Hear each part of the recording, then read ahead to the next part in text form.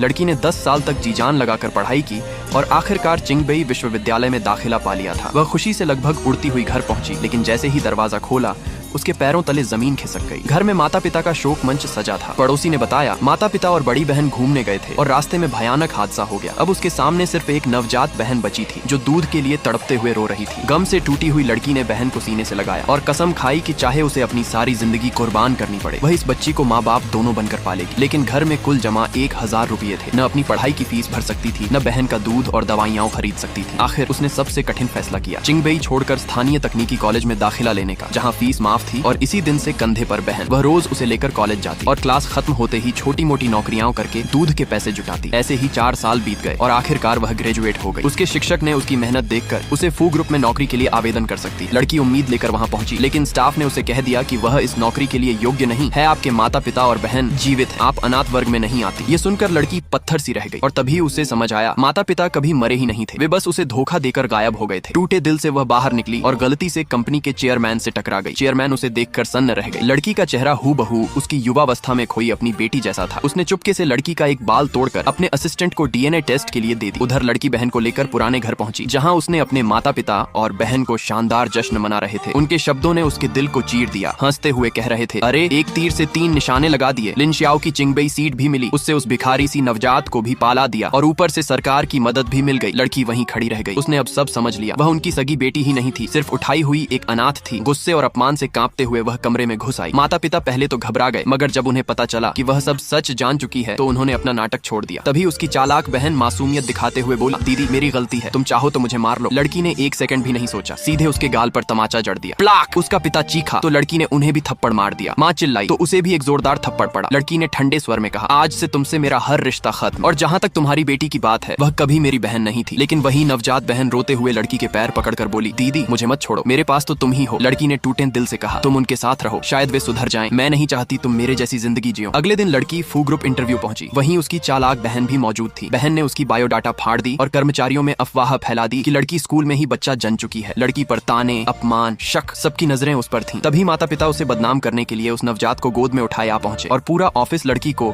गिरी हुई लड़की समझ बैठा। इसी समय चेयरमैन को डीएनए रिपोर्ट मिली। लड़की उसकी सगी बेटी थी जिसे सालों पहले कुछ लोगों ने चुरा लिया था। चेयरमैन तुरंत कंपनी को फोन कर बोली, मेरी बेटी आज इंटरव्यू देने आ रही है, ध्यान रखना। उसके साथ किसी ने जरा भी बदसलूकी की तो अंजाम बुरा होगा। लेकिन सभी ने चालाक बहन को ही चेयरमैन की लापता बेटी समझ लिया। इसे फायदा उठाते हुए बहन ने गर्व से कहा, हाँ मैं ही फू ग्रुप की असली बेटी हूँ। एचआर उसे खुश करने में लग गया और लड़की पर सारा गुस्सा उतारते हुए सिक्योरिटी को बुलाकर लड़की के हाथ तोड़ने का आदेश दे दिया। लेकिन तभी एक तेज आवाज गूंजी, रुको।